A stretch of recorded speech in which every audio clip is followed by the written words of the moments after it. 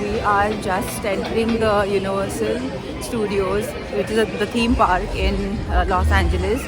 I will just show you around. I just walked through the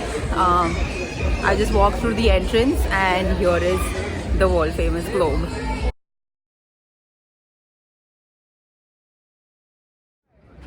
We're about to enter the actual Universal Studios. There you go.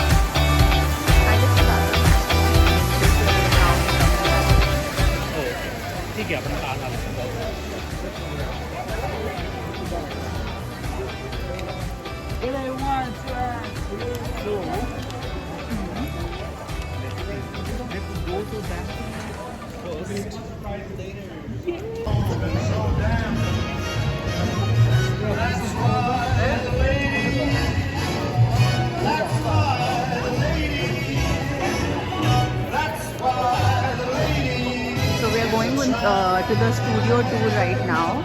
The studio tour is basically a tour of I guess the entire theme park, and also they are going to be and also they will take us through like different situations like we see in the movies, like when there are floods or when there is fire and how to escape it. So they're going to show us all those. So basically we have come on a weekday. It's not a weekend, so that's why I think there's still crowd, but then it's not like completely crazy.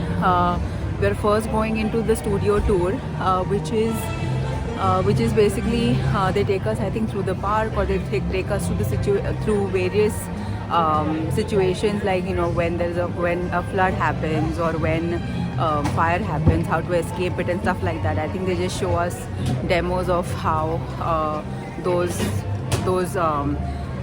scenes in the movies are made. So here is the studio tour entrance where we're going to be going. Let's take a picture. You can see the Pusha Bahet. I go to studio. This is so pretty. There is like a valley and a view when we're entering the Universal Studio. Look at this. It's amazing.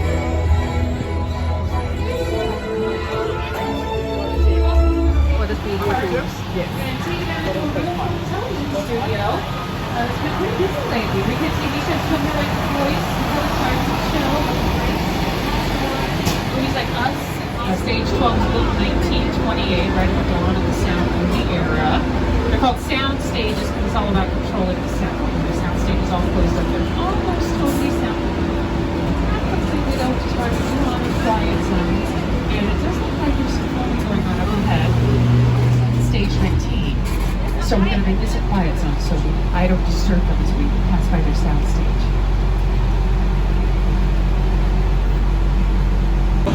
Home Alone 2, Austin, New York, and Bruce Almighty are all filmed on Brownstone Street. Brownstone Street is a facade. That's a kind of set that we have a lot of on the back lot where we just build the front and the sides of the structure, just what the camera sees, and then the audience fills in the rest with their imagination. So if you were to walk up the stairs and enter any of those brownstones, you'd find not much, just some plywood walls, that's it. Up next we're going to visit Courthouse Square. Courthouse Square, I think, is best remembered as Hill Valley in the Back to the Future films.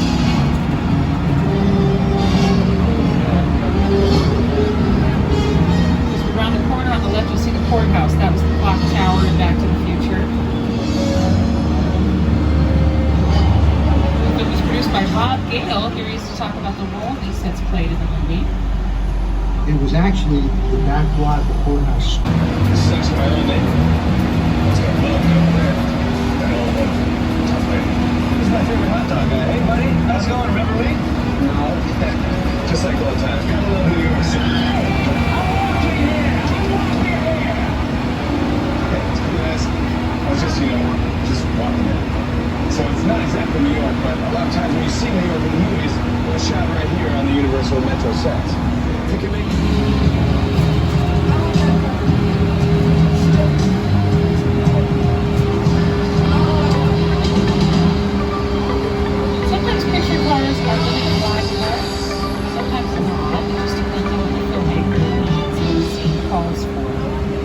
picture car does not need to be drivable. You can make it out of a lighter material. Fiberglass is a popular choice, as is wood. Our biggest picture car here is made mostly out of wood. The tank at the end of the line up here for transporters. So obviously it didn't need to be drivable. But it looks real. I guess I'm going to use a video for us on Judas, but today we're going to get rain in a second. So this is how filmmakers can create a flow-through story whenever they need to. The rain is coming out of sprinklers that is placed on the tops of the poles below the set. Thunder is coming out of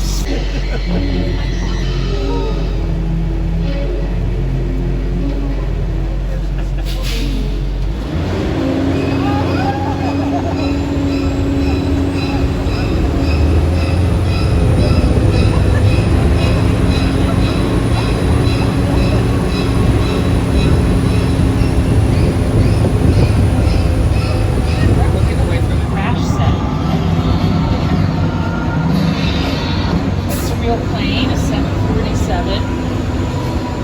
And here's Stephen and his production designer, Rick Carter. We'll talk a little bit about his set.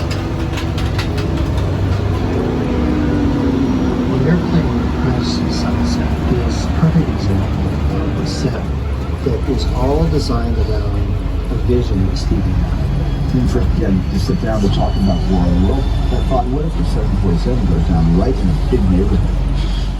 So guys, if you did like this video, give it a like and do subscribe to my channel, so you get notified whenever I put up a video. I will be putting up Universal Part 2 soon because covering the rest of the park, and I do have lots of videos coming up from our LA and San Francisco trip. It was my first ever trip to California and it's been so much fun.